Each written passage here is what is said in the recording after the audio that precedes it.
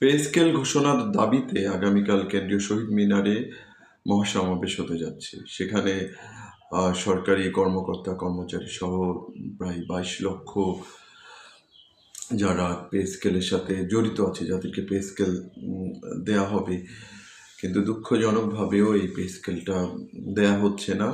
এবং এতে করে যে মানুষের যারা কর্মচারী কর্মকর্তা তাদের মধ্যে একটা চাপা ক্ষোভ জমেছে।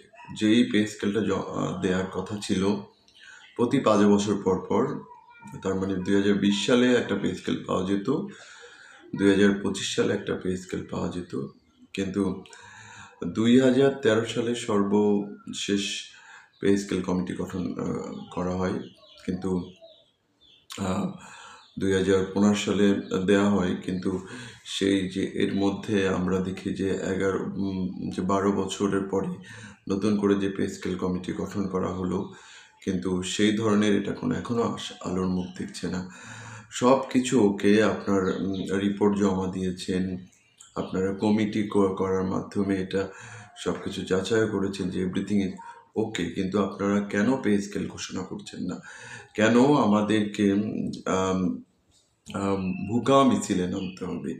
এবং এটা আমাদের জাতির জন্য সত্যি একটা লজ্জাজনক ব্যাপার, এবং জাতি হিসাবে সত্যি আমাদের বিশ্বের মধ্যে সত্যি আমরা একটা সংকটাপন্ন একটা জাতি হতে চলে যাচ্ছি। আমাদের এই সংকট মোমেন্টে, যেই মোমেন্টে নির্বাচন আগত, আমরা চাচ্ছি যে এই সরকার যেহেতু পে স্কেল কমিশন গঠন করেছে, এই সরকারই পে স্কেল ঘোষণা করুক। পে স্কেল ঘোষণার মাধ্যমে যে তাদের মধ্যে যে একটা বৈষম্য, তাদের মধ্যে যে একটা অস্থিরতা, তাদের মধ্যে যে একটা যে চাপা কষ্ট, এটা দূর হোক।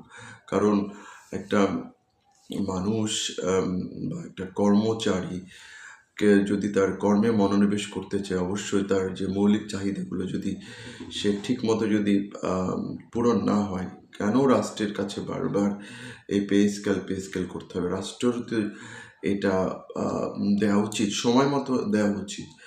কালক্ষেপণ যত করা হবে ততই আমি মনে করি যে রাষ্ট্রের মধ্যে একটা অরাজকতার দিকে চলে যেতে পারে, বা কোনো একটা আন্দোলনটা তৃতীয় পক্ষ এটা কোনো ধরনের ফায়দা নিতে পারে। তো আমরা মনে করি যে যত দ্রুত সম্ভব পে স্কেলটা ঘোষণা করা উচিত, এবং যেটা নির্দিষ্ট সময়ের মধ্যে করা উচিত।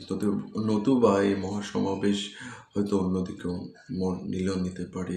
সেটা এখন দেশের যে চরম একটা সংকট মোমেন্ট, মানে এই সরকার যদি পে স্কেল ঘোষণা করে, পরবর্তী সরকারের উপরে চাপটা পড়বে না। তো আমরা আশা করি সরকারের এই অন্তর্বর্তীকালীন যে সরকারের যে বোধোদয় হবে, এবং তারা দ্রুততম সময়ের মধ্যে পে স্কেল ঘোষণা করবেন।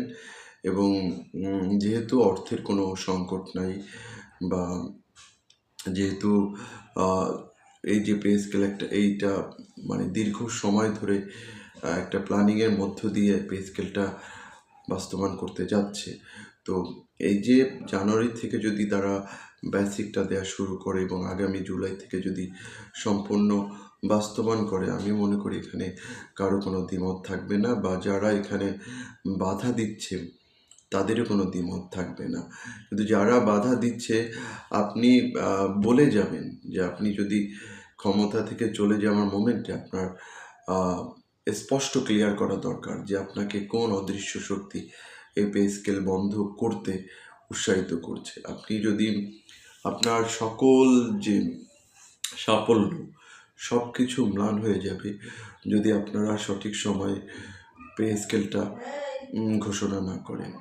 তো আমরা আপনাদের কাছে, সরকারের কাছে স্বনির্বর্ত অনুরোধ করছি যে 22 লক্ষ শুধু কর্মচারী নয়, তাদের পরিবারের দিকে তাকিয়ে এবং সার্বিক পরিস্থিতি বিবেচনা করে দ্রুত সময়ের মধ্যে পে স্কেল ঘোষণা করবেন।